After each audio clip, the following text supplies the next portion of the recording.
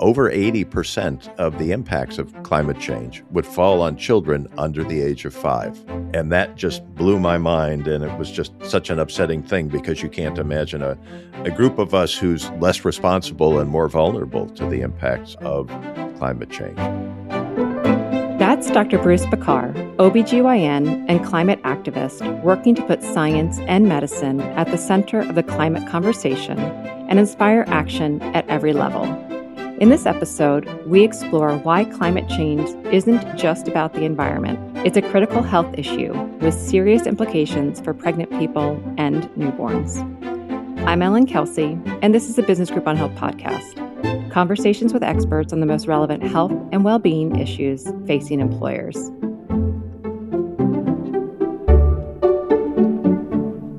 Bruce, welcome. Thrilled to have you on the podcast. Thank you. It's really good to join you. Well, happy to have you with us today. And we have, in the past on this podcast, we have covered the topic of climate change, although we've not yet covered it specifically related to pregnancy impacts of climate change. So before we get into the specifics, I would love for you just to set the stage about how climate and changes in climate is affecting human health more broadly. Well, I first of all should be upfront with you and let you know that I'm not a researcher. I was a clinician taking care of patients and, doing pap smears and hysterectomies and guiding women through pregnancy, getting to deliver their babies. And I did that for over 25 years. But along the way, I stumbled in part because I was a graduate at UC San Diego. I was reading an alumni newsletter in late 2006, and I read this article from Scripps Institution of Oceanography, which is one of the top research centers in the country. And it was called The End of the World as We Know It. And all of a sudden, I learned that this global warming thing was really an incredible threat, in particular to the coastline, to the oceans, that when I wasn't working, I was often getting in the water and attempting to surf. So it was a really, really upsetting thing to learn about. And coming from an institution like that with a worldwide reputation, I took it seriously and I just started learning more and more about it, getting involved in my community and committees and boards and things like that to help protect us from this problem as it escalated. Along the way, after a few years, it started showing up in the literature that the impacts related to this thing called global warming, and in particular heat and air pollution from the burning of fossil fuels, was not only a threat to the stability of the ocean and the balance of life within the oceans and the sea level, but also to our health. And in late 2015, there was a paper that came out. It was a technical report from the American Academy of Pediatrics. And it was about the impact of global warming, or as it became known, climate change, on the world's children. And there was a particular statement in that report that really caught my eye, and it was from the World Health Organization. They said over 80% of the impacts of climate change would fall on children under the age of 5. And that just blew my mind. And it was just such an upsetting thing because you can't imagine a group of us who's less responsible and more vulnerable to the impacts of climate change.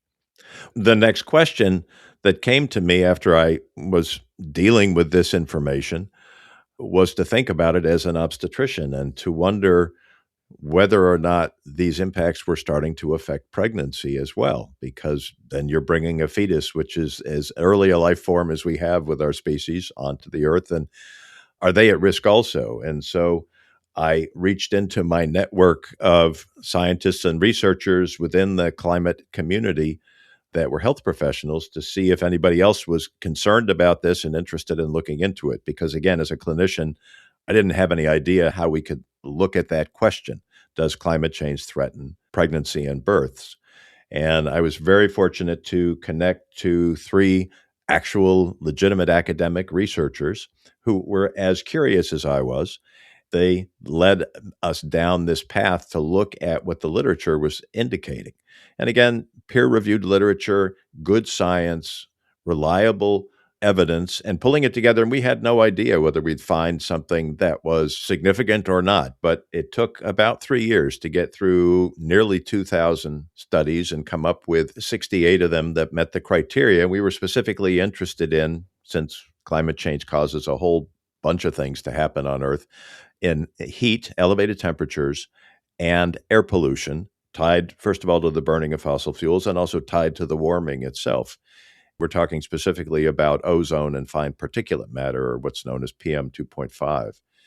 Anyway, we pulled all this evidence together in these 68 studies, and we found that 57 of the 68 studies, the majority of which were on air pollutants, these air pollutants I mentioned, showed a really strong association with premature birth, low birth weight, and stillbirth. As an OB doctor, these are really, really crucial events to reduce in any way that we can. And to think that this escalating crisis is putting pressure on normal births and even potentially contributing to stillbirths was quite shocking to us. And we submitted the paper to just one journal, to the Journal of the American Medical Association, known as JAMA. We're really pleased to see that they immediately accepted it.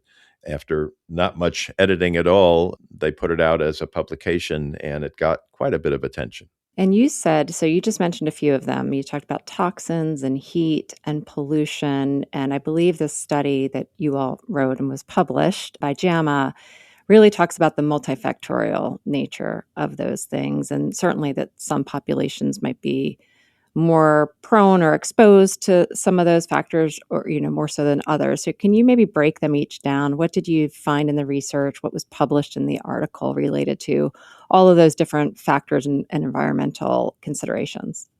Well, one of the researchers that we worked with as we put together the paper is a PhD researcher, Rupa Basu, who was at the California EPA as a division lead, and she had been responsible for writing a few of the papers that we ended up selecting because they were directly in line with what we were looking at. Rupa guided us to, in particular, as I mentioned, the heat, elevated temperatures, which is a spectrum of impacts. As it turns out, a lot of these topics are pretty complicated, but it's not just higher maximum temperatures. It's also heat waves that last longer than they used to. It's lack of nighttime cooling, but overall, it's heat exposure. The others are ozone and fine particulate matter. And we chose those at Rupa's suggestion because that's where the evidence was showing up. That's where the papers were coming out. And again, we decided to focus specifically on domestic U.S. populations because so often the excuse was being made that, oh, this global warming thing isn't real. And if it is, it's certainly not happening here. So we didn't want to have that argument get any hold. So we decided to specifically stay with domestic U.S. populations and those specific exposures. If you're asking what the mechanisms are, or what are the ways that these impacts are actually triggering these, Yes. well, as you mentioned, it's a multifactorial problem. If you talk about premature birth, there are a number of factors that contribute to this happening. Everything from a woman's physiology and her overall state of health to whether or not her reproductive tract is normal or it has some sort of an issue with it that threatens keeping a pregnancy to term. Each of those factors weighs in a particular instance to a different degree. And so we don't want to come out and say that heat causes premature birth because quite often there are a few things that add up to that actually happening. But when we looked at the evidence that was out at the time when we published our study, there were a number of other studies that actually demonstrated a mechanism or a way in which heat would contribute to premature birth. And I don't want to say that this is the only one that we need to talk about, but it's well known, when a patient would show up in labor and delivery on a hot day, quite often she'd be dehydrated, and the dehydration was leading to contractions, probably due to the increased release of oxytocin, which is a hormone that's tied to labor. So the first thing you do with a patient that comes to labor and delivery with contractions who's premature is you give them some fluids to drink, or you put an IV in and you fill up their tank. And quite often that and a bit of rest will help to calm the uterus down. So we know, for instance, that heat is tied to premature birth in that way. There may be other ways as well, but there was also evidence at the time, and this has continued to be demonstrated, that air pollutants, probably through triggering systemic inflammation, can lead to decreases in placental perfusion, which can lead to a low birth weight baby. The mechanisms themselves were out there, and now we had arrived at the fact that there was a lot of evidence, and our studies were large. These weren't just isolated studies in different places in the country. They were across the country, over 32 million births in the studies that we noted. So there was just a lot of evidence out there, and also evidence of biological, what we call plausibility. In other words, it makes sense that when you have these air pollutants, you would see these kinds of birth outcomes. So it made sense. And then we had evidence of that connection actually occurring. It was quite, startling and really quite concerning. You talk about pollution. A couple notes I have here that there were direct toxic effects from fetal exposure, altered maternal cardiac or pulmonary function, the inflammation, as you just mentioned, altered placental gene expression, and changes in blood viscosity. So quite profound, the impact just from pollution alone on maternal and infant health. Yeah, pregnancy is a miraculous time in a woman's life. And over the course of millennia, there's a really intricate and complex interconnected system that maintains the mother's health, puts a bit of stress on it, but also provides protection for the fetus from external inputs. But there are limits to that. And when you talk about ongoing exposure to toxins Mhm. that we inhale, and part of the problem, one of the pollutants I mentioned is PM 2.5. It sounds all very technical, but basically it's a size distinction. There are different variants of PM 2.5, but the point is they're all at 2.5 microns or smaller, which all you need to know is these are so tiny, these particulates, that when you inhale them, they get almost direct access to the bloodstream. Mm. They go deep into the lungs, deep into the alveoli, and because of their absolute tiny size, they get right into the blood, and so they can have their impact very profoundly and very directly. So there are limits to the way that the body is able to protect the fetus as it develops, and I think PM 2.5 is one of those tiny, tiny particles that gets past those barriers. The study also highlighted the disproportionate effect on pregnant women with certain medical conditions and or certain, races and ethnicities. What did you find there? Well, that was fascinating. One of the things that popped out, and it kind of makes sense if you think about it, is that women with asthma were more at risk. So their lungs are already sensitized to allergens and pollutants. So you are probably thinking that way. It's not all that surprising that we would see an increased risk for women with asthma. But it was also really interesting. We didn't go looking for this, but study after study pointed out that minority mothers and Black moms in particular were at risk from these bad birth outcomes. And this in the context of what we already know about maternal mortality, which is for many years it has been well known that Black moms are 3 times more likely to die during pregnancy than white moms are in the United States. Mhm. And so if you put that there and then add to that Black women who are exposed to these air pollutants or heat are more likely to have premature births and low birth weight babies and even stillbirths, it's very, very alarming. And I think it's really important for us to realize that these sensitive subpopulations within the category of pregnant women are particularly susceptible to these bad birth outcomes. And so we have to pay attention to that and protect them. I know you deliberately did not want to have this study apply to non-US populations, although certainly within the US, we have different climates. We have certain states that are hotter than others. So in your review of the research and literature and in your published JAMA study, did you look at any deviations within the US based on pollutants or environmental factors, or did any of those come forward? Yeah, it's a good question. And it's not often about the absolute temperature. Part of what we're learning as we look at the studies that have come out since then is it's relative to what people are used to. So it might be a lot hotter in the Southeast or in the Southwest where we are. But when people experience elevated temperatures, it's almost more significant how much it deviates from what they're used to. And we also do see evidence Mhm. that early in the warm season is when the impacts tend to be greatest because the body hasn't acclimated to these warmer temperatures. So, for instance, right now, we are seeing almost a bit of a heat wave in Southern California. I'm on the coast here in San Diego.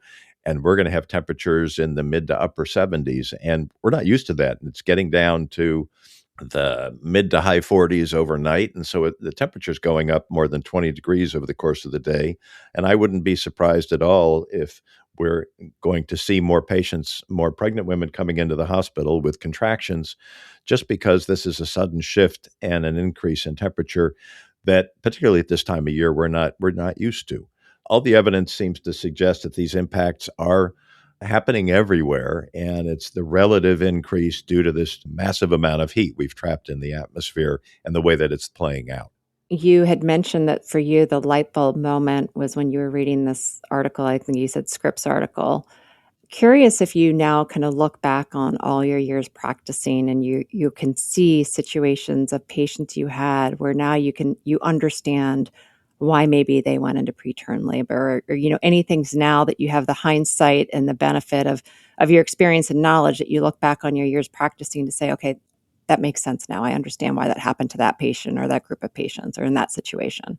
The answer is yes and no. I mean, certainly, I think that that's true. But one of the things I talk about in the presentations that I give is I think we have a waiting room problem, which is we think all patients come from the waiting room, but they don't. They come from different parts of a city, and with even a few blocks difference.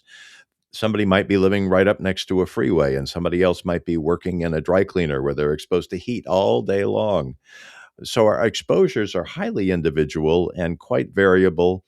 And we have never really made the effort. I think it's slowly starting to happen now, where we actually determine what sort of exposures patients have on a regular basis. Because as our evidence shows, and a whole lot of other studies now are agreeing, those exposures matter. And we shouldn't just assume that everybody comes from the same place and goes back to the same place. And this greatly affects their risk and their likelihood of developing problems. Really insightful. Appreciate you sharing that. Curious where if you and your co-authors are doing other further literature scanning, or if there's other research that others are doing, kind of where do you see the next wave of literature review or research being conducted in this space going? There have been over 500 citations of our paper since it's come out. It's kind of apparently become part of a growing mountain of evidence around these impacts, and we're starting to see more clarification about critical windows of exposure. What time in pregnancy matter the most for low birth weight or for premature birth. So we're starting to see more evidence around there.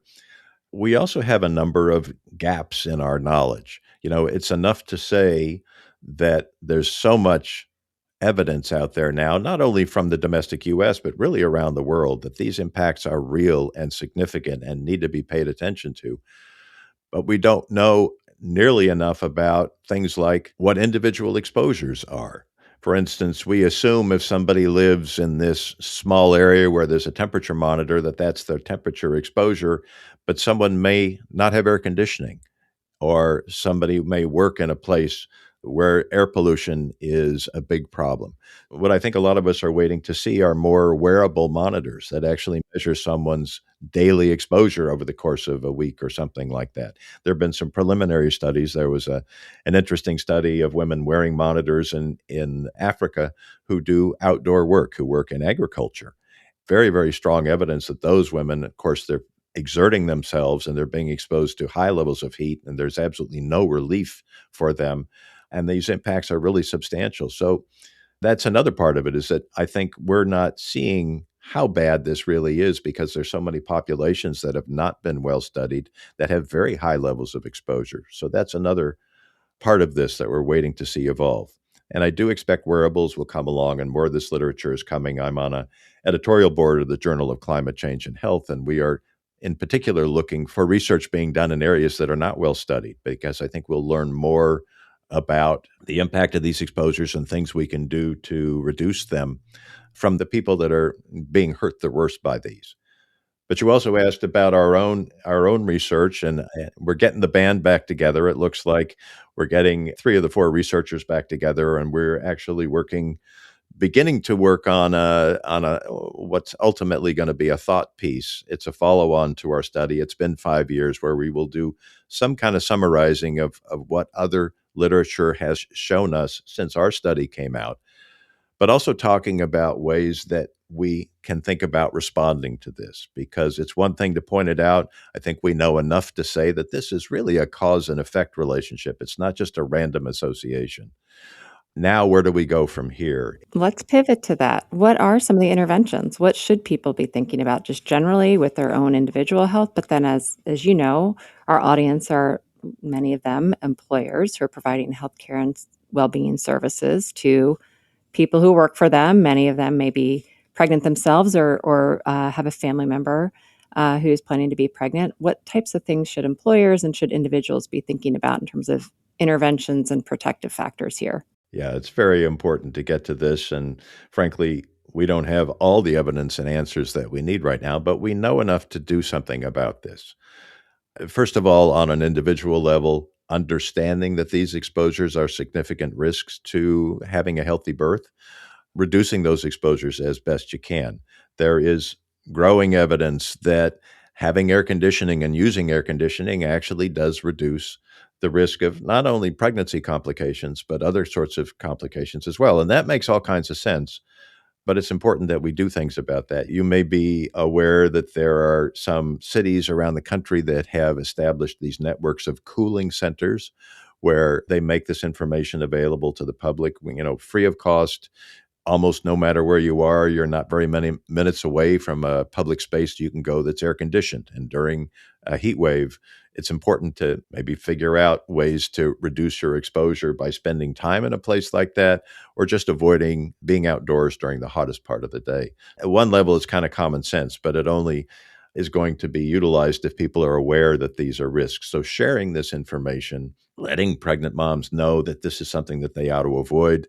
On the institutional side, as far as healthcare is concerned, we very much are an educational type of an industry. I think an awful lot of what we do that's a win-win is to reduce people's risk of various things by encouraging certain behaviors. And that not only prevents them from having these kinds of bad birth outcomes, but it also saves us the time and money it takes to take care of them if they came in without that awareness. So doing more work to educate patients, to make them aware. If there's one little silver lining to a heat wave, it never arrives without any advance notice. We usually know a few days or maybe even a week or two in advance, and people can prepare and alter their plans so that they have as little exposure to that as possible. Make sure that they have lots of fluids, that they're not getting dehydrated otherwise during those times.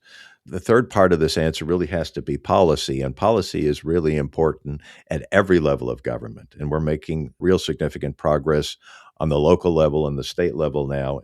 But in those places where it's possible, certainly at least at the local level, we can recommend as health professionals that based upon this information, the best thing to do for that community, not only just because it's the right thing to do, and everybody seems to want to protect pregnancy and protect babies, but also economically, it's really important. Well, and I think all the things that you just mentioned are certainly directly applicable to pregnancy and maternal and infant health, but also more broadly to women's health, broader population health, more expansively. So while, we're speaking through a lens of pregnancy related impacts of climate change, many of the things you just mentioned are broadly applicable for health and well-being overall at the macro level. Absolutely. And it's a very important point to make. The vulnerable groups that we've known about for over 10 years now are the elderly, people that are poor or who don't have health insurance, people with chronic illnesses, and people that are excessively overweight, and unfortunately, children and pregnant moms and their babies. So all of these subpopulations are important for us to protect in healthcare. That's for sure. Looking forward to your future research and studies that either you and your band will do together or that others will do. Certainly, we know that the climate crisis is getting worse, not better. So in some senses, we're just scratching the surface of even understanding the acuity and the trajectory of the challenges. So it means that we need to move with even more haste to get this word out. So grateful for you joining us today. I would love to just close with, as you think about the entirety of the work, what gives you hope for the future? I don't want to minimize it. I think it's so important right now. We have a big job to do. We need to make a rapid transition from the way we have created energy and used it in the past is something far better on multiple levels. But what gives me hope is that these changes that we need to make are not some sacrifice to our well-being nor to our quality of life. They are things that improve how we live and how we get around and the air that we breathe and the water that we drink. And this is win-win stuff, which are the kinds of games that I always love to be involved with. So I'm really looking forward to that. I'm also very buoyed by the docs and the nurses that I talk to on a regular basis, working with various nonprofits and doing speaking engagements and things with people.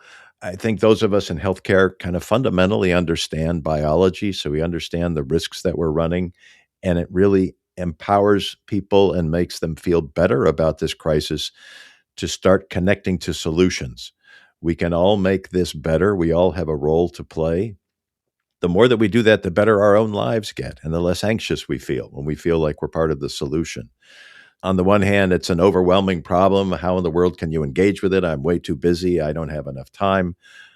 As soon as people plug into this and begin to work on it and find other people doing the same thing, this is, again, win-win. This is the kind of thing that makes people feel a little less anxious about their lives and a little better about the world.